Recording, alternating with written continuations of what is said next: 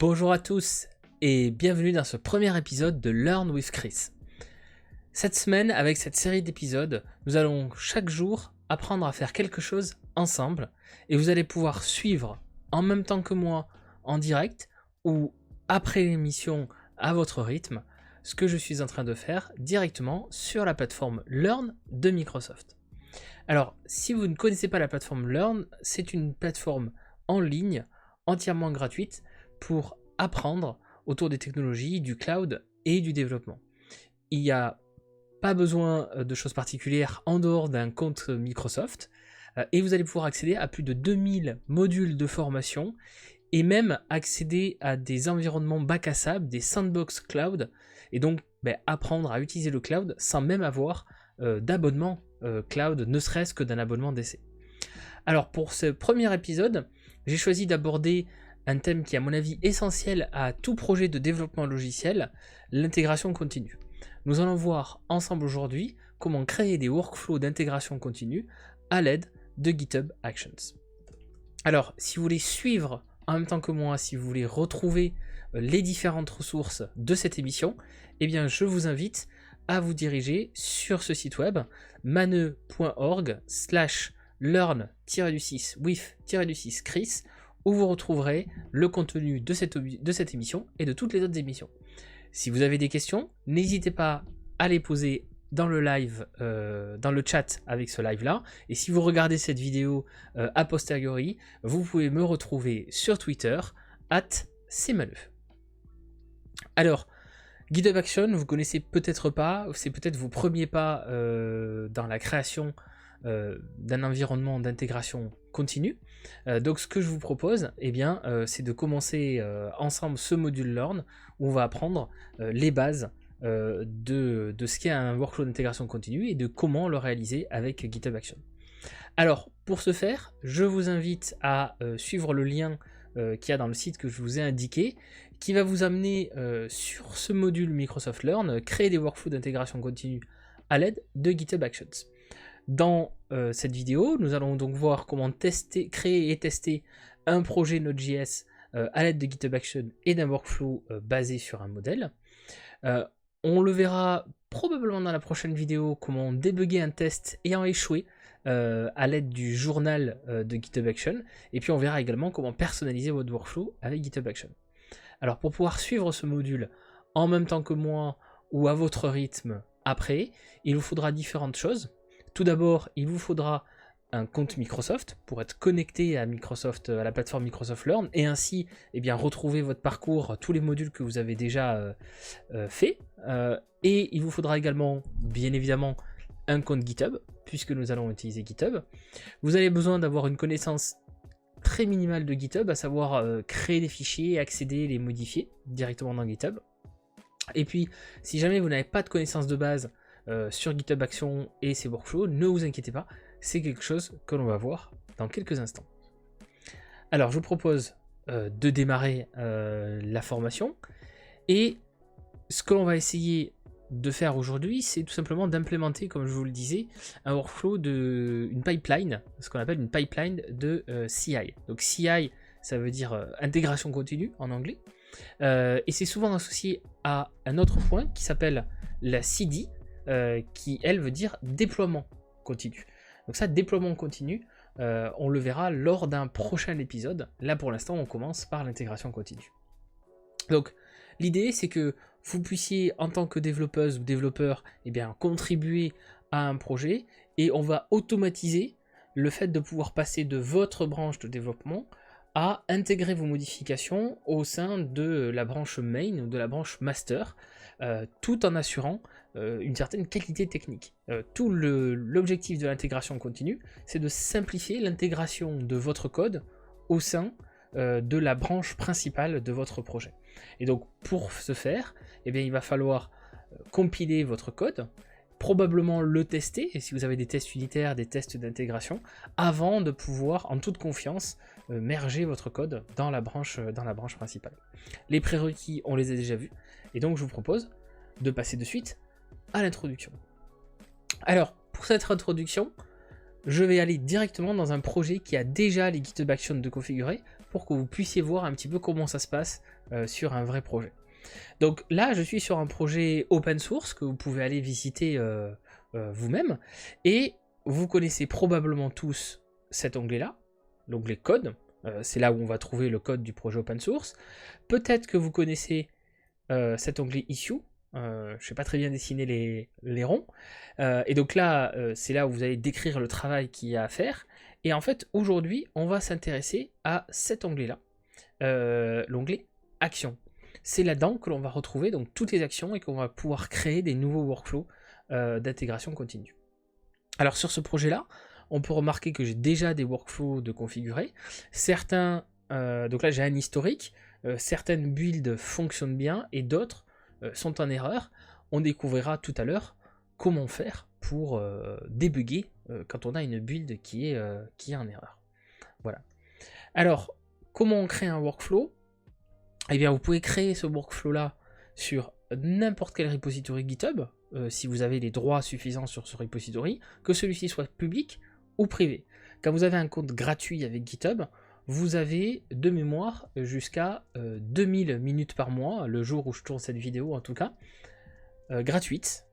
Et pour aller au-delà, eh bien, il faut avoir un compte payant pour acheter des minutes de build en plus, ou avec des offres d'équipe pour GitHub, avoir des minutes en plus. Si votre projet est open source, les minutes sont gratuites. Donc vous pouvez vous amuser, hein, 2000 minutes ça commence à faire pas mal, hein, pour un projet perso et même pour un projet professionnel, on peut déjà commencer à faire pas mal de choses. Alors comment on crée un workflow ? Un workflow en fait c'est tout simplement un fichier, et on peut le voir sur cette page là, sur cette page là, où on a en fait un fichier YAML. Donc un fichier YAML, c'est un fichier avec un format spécifique, on va le voir juste après si vous ne le connaissez pas, et par convention, tous les workflows doivent être stockés dans un emplacement dans votre repository GitHub, qui est dans un dossier qui s'appelle .github./workflow. Donc dans le dossier .github, un sous-dossier workflow, et à l'intérieur vous allez retrouver tous les YAML, puisque comme on le voit sur cet exemple-là, vous pouvez avoir plusieurs workflows au sein du même projet. Cela peut être utile par exemple si vous êtes dans une architecture monorepo, ça veut dire que vous avez à la fois la partie front et la partie back de votre logiciel au sein du même repository GitHub, et bien vous pourriez avoir deux workflows, une qui va réaliser la build pour le front et une qui va réaliser la build pour le back, par exemple. Alors, quand vous allez créer ce nouveau workflow, vous allez avoir une assistance de GitHub qui vous propose des modèles préexistants. Et donc là, on va voir un petit peu plus en détail ce qu'il y a dans ce fichier YAML. Alors, vous voyez, le fichier YAML, on l'a ici sous les yeux. C'est quelque chose qui est assez simple, finalement, à lire. Ça ressemble à du JSON dans lequel on aura levé un petit peu les parenthèses et les guillemets. Et il y a plusieurs éléments dans ce fichier YAML. À commencer par un nom. Ça, c'est un nom plus pour vous. C'est tout simplement pour pouvoir retrouver ici facilement dans vos différents workflows à quoi correspond ce workflow-là. Donc là, par exemple, sur ce projet-là, j'ai un workflow qui va builder mon projet en tant que conteneur Docker, un workflow qui va s'occuper plus de nodes, et puis un workflow qui va faire à la fois l'intégration continue, mais aussi le déploiement vers l'hébergement de mon site, en l'occurrence via le service Azure Static Web App ici, mais on pourrait via GitHub Action déployer notre application sur d'autres services ou même d'autres clouds. Donc ça c'est la première chose. Ensuite, pour tout workflow, il va falloir indiquer comment ce workflow va s'exécuter, se déclencher. Et donc là ici, on a deux types de déclencheurs qui sont configurés.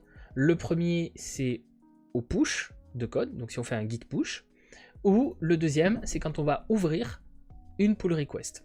Donc ça c'est extrêmement utile puisque vous allez pouvoir ouvrir une pull request et à chaque fois que vous allez modifier le code de la branche d'origine, eh bien GitHub Action va venir récupérer le code, le merger et faire une build et éventuellement exécuter des tests unitaires. Ce qui fait que si vous êtes reviewer, si vous êtes relecteur de cette pull request, ben en toute confiance vous pouvez savoir que cette pull request n'a pas cassé la build, n'a pas cassé le projet et n'a pas cassé non plus les tests unitaires avant ou après faire votre revue de code manuelle. En plus de ça, il y a deux petites particularités ici.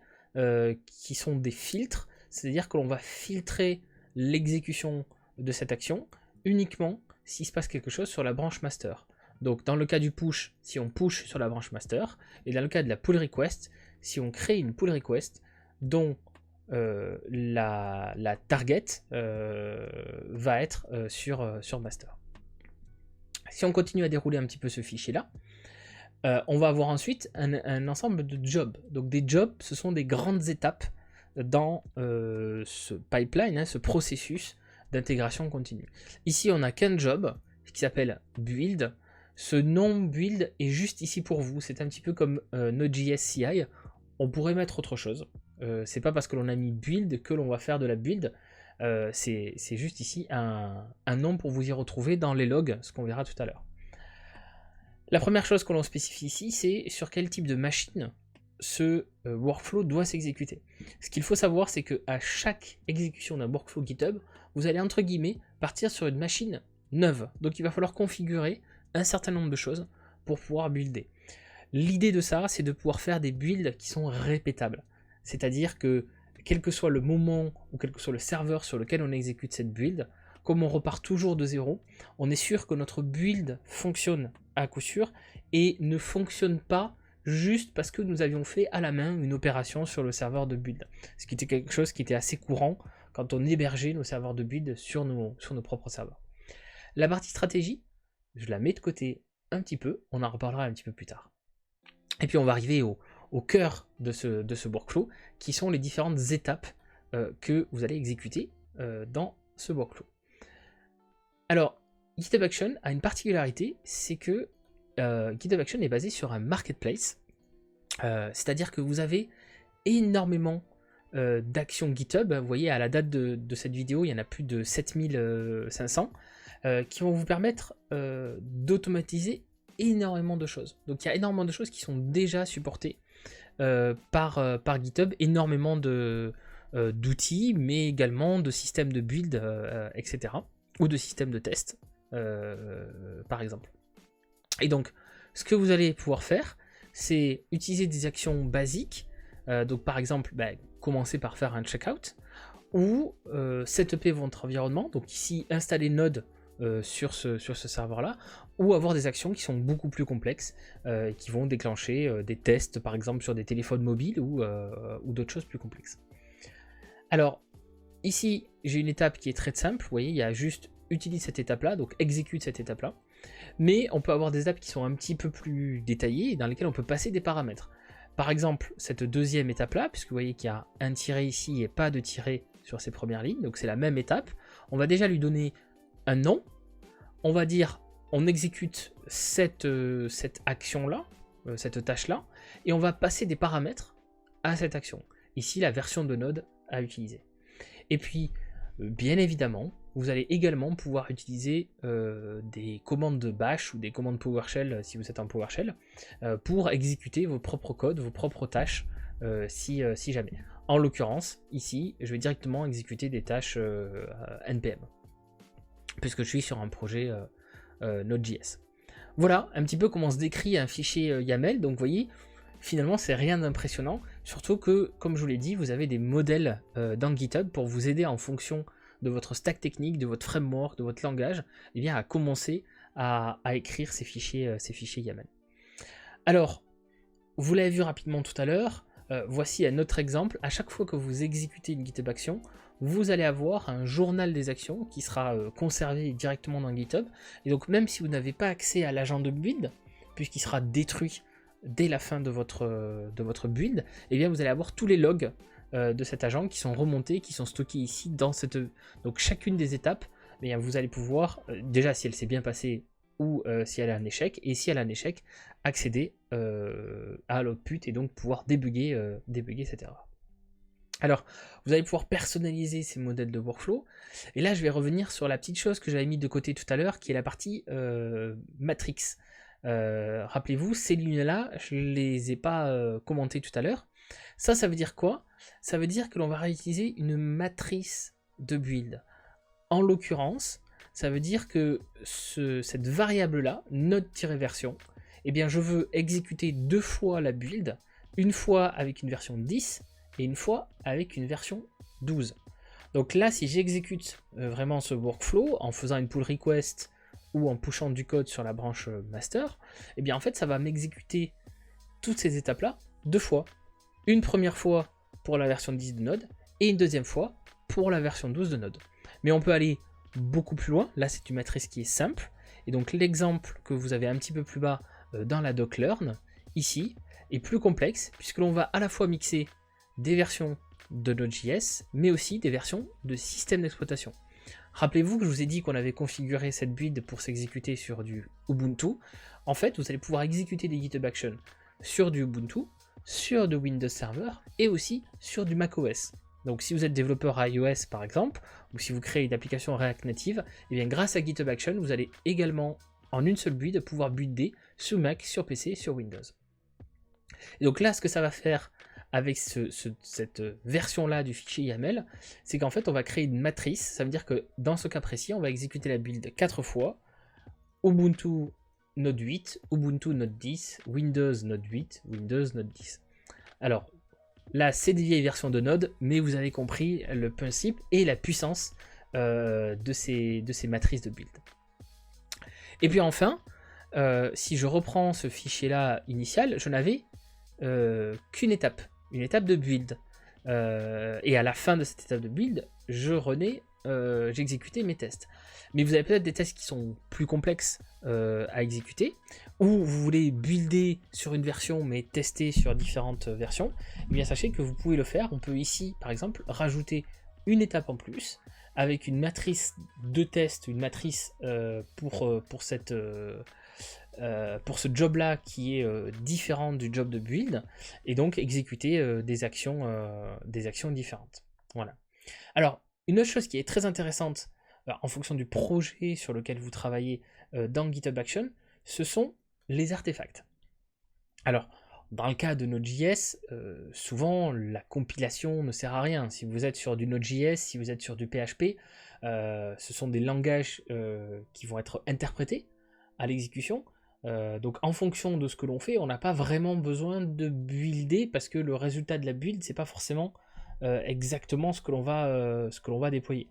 Par exemple, si vous travaillez sur une application Java ou une application .NET, des applications qui ont besoin d'être buildées et qui vont peut-être sortir dans le cas de Java un jar, dans le cas de .NET une application console, une assembly, et bien ces résultats de la build, on appelle ça des artefacts.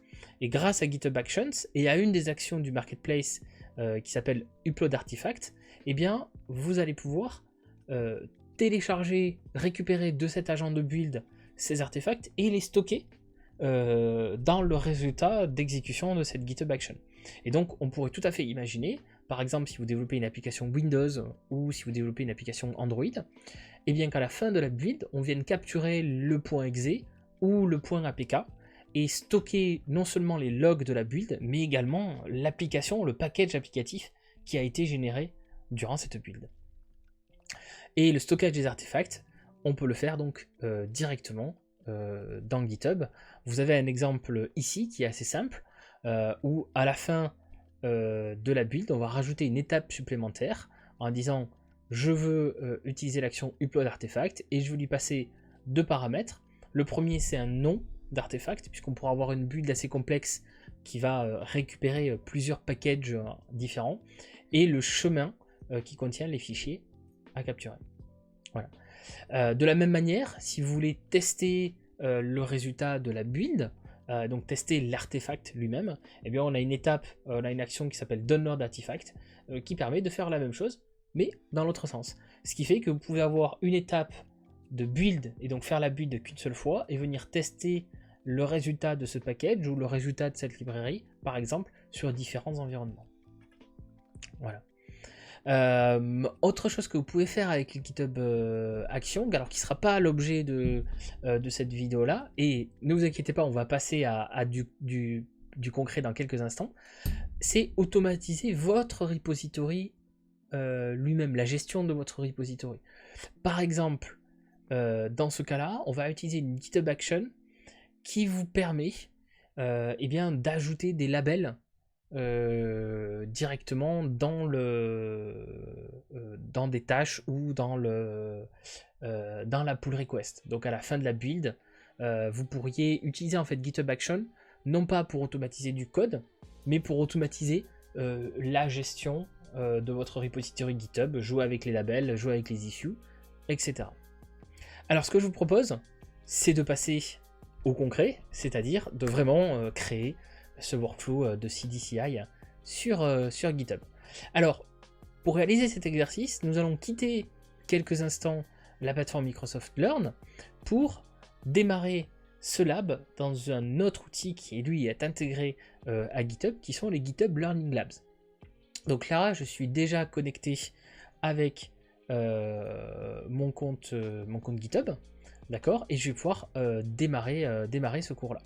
Donc là, ça va automatiquement créer un repository Git pour moi. Je vais le mettre en public, comme ça vous pourrez suivre sur mon GitHub ce que j'ai fait dans ce lab. Donc là, c'est en train de créer le lab pour moi, et puis je vais pouvoir commencer à travailler, tout simplement. Allez, c'est parti. Donc, je vais essayer de faire un template. Alors, juste avant de commencer, je vais quand même aller voir ce qu'il y a dans le repository. Et on peut voir que j'ai déjà du code. C'est un projet Node.js, j'ai une configuration Babel, un package.json. Et puis, j'ai un certain nombre de branches qui ont déjà été créées. Je pense qu'on va découvrir tout ça dans quelques instants. Allons voir cette première issue qui a été créée pour moi. Et en attendant, je vais libérer mes onglets. Alors, la CDCI, ça je voulais déjà expliquer. Donc là, ce qu'on va faire, c'est qu'on va créer une pull request avec un workflow. Et donc pour ça, on va aller dans la tab action. Donc rappelez-vous, c'est ce que je vous ai montré ici. Hein, tous les projets sur GitHub maintenant ont cette petite partie action. Et qu'est-ce qu'on va faire? On va choisir le template Node.js. On va faire ça sur une nouvelle branche et on va créer une pull request qui a ce nom-là. Et ensuite, le bot de GitHub Learning Lab va venir review ma pull request et avancer. Donc ça, c'est une expérience assez sympa pour apprendre à utiliser les fonctionnalités de GitHub. Alors c'est parti. Donc on va utiliser Node.js comme on me l'a indiqué. Donc setup ce workflow. Donc là, vous voyez, on retrouve ce que je vous avais dit tout à l'heure, c'est-à-dire que par convention, quand on veut créer un nouveau workflow GitHub Action, il faut le mettre dans le répertoire .github /workflow /unknown.yaml.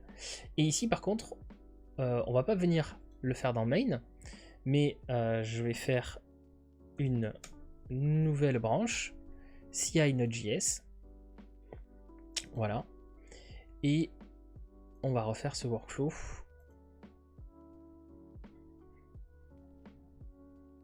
Alors, il m'embête.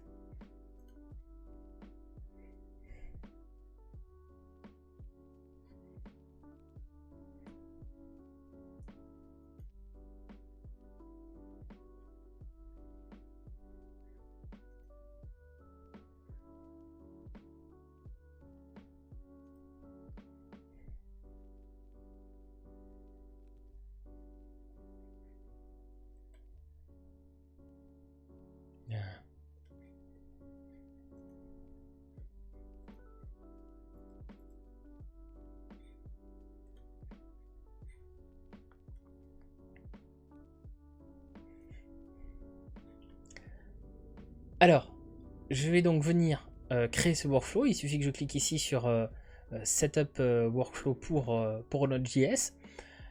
Je vous l'ai dit, par convention, on va donc venir créer ce fichier YAML de définition de workflow dans .github /workflow /unknown.yaml. Et là, vous voyez qu'il m'a créé automatiquement un fichier YAML avec toutes les étapes. Il me suffit donc maintenant de committer et je vais créer une nouvelle branche pour faire ça, pour pas committer directement dans main. Et donc là, je vais venir directement créer ma pull request. Et normalement, si j'ai bien fait, le bot voilà, est venu. Et donc, il m'a a priori créé quelque chose. Alors, allons dans l'onglet Action. Et donc là, en fait, comme je viens de committer une nouvelle GitHub Action, et bien la GitHub Action c'est automatiquement déclenché. Vous voyez que ma GitHub Action elle apparaît ici, mon nouveau workflow, Node.js CLI, et puis là j'ai un petit bouton orange jaune qui est en train de tourner, ça veut dire que ma CI mon workflow est en cours d'exécution. On le voit ici aussi, in progress. Si je clique dessus, eh bien je peux voir qu'il y a un certain nombre de jobs qui sont en cours d'exécution. Là ici, ça m'a automatiquement créé une matrice de build avec 4 versions de Node.js. Ça veut dire que mon code va être compilé sur les 4 versions de Node.js et on va voir si tout se passe bien. Alors, en attendant que ça se fasse, on va aller voir un petit peu le détail. Et donc je vais cliquer sur une des builds. Bon là, ça a l'air de mal se passer déjà. Mais on va voir les différents éléments. Et là, en fait, vous voyez que vous retrouvez les différentes étapes. Donc, faire le checkout de mon projet, configurer une certaine version de Node.js, indiquer à NPM que l'on est en train d'exécuter dans un environnement d'intégration continue, faire le build, et puis bon, faire le test, visiblement, il y a un petit souci. Donc, si on revient ici, on va descendre, puisque ça, on l'a vu tout à l'heure, mais pour rappel, voilà comment se présente en fait un fichier YAML. Donc on a un workflow par fichier. À l'intérieur de ce fichier, on peut avoir plusieurs jobs. À l'intérieur de ces jobs, on peut avoir plusieurs étapes qui peuvent ou non utiliser des actions différentes. Alors, mince, vous l'avez vu, et le bot GitHub Learn l'a aussi vu, les tests ne s'exécutent pas. Alors, c'est vrai que là, on a la réponse ici. Hein, il nous dit pourquoi ça ne s'exécute pas. Mais si on regarde les tests ici, pourquoi ça fail? Regardez au-dessus. Et en fait, ça fail parce qu'il n'a pas trouvé de test. Donc on essaie d'exécuter des tests qui n'existent pas. Le comportement par défaut, c'est de failer cette étape-là. Donc ce que nous demande le bot, eh ben, c'est tout simplement d'ajouter des tests. Et visiblement, eh bien, on a déjà quelque chose qui est fait. On a déjà une branche qui a été faite. Donc, je vais merger cette branche-là. Donc, on va voir ce qui se passe. Ah, on peut aller à l'étape suivante. Parfait.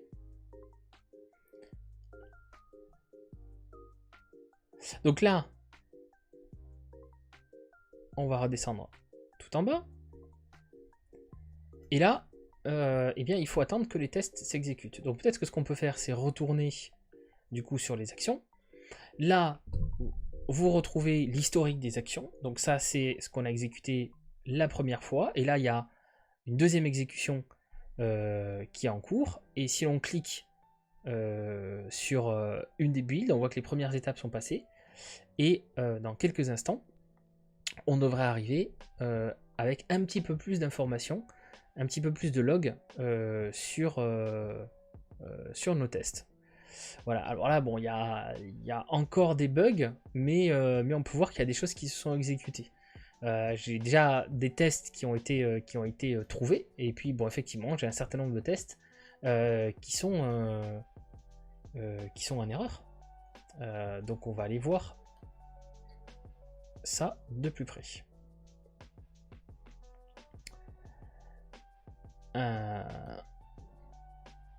Ah, donc ce qu'il me demande, c'est d'identifier le nom d'un test en erreur et de venir le copier-coller.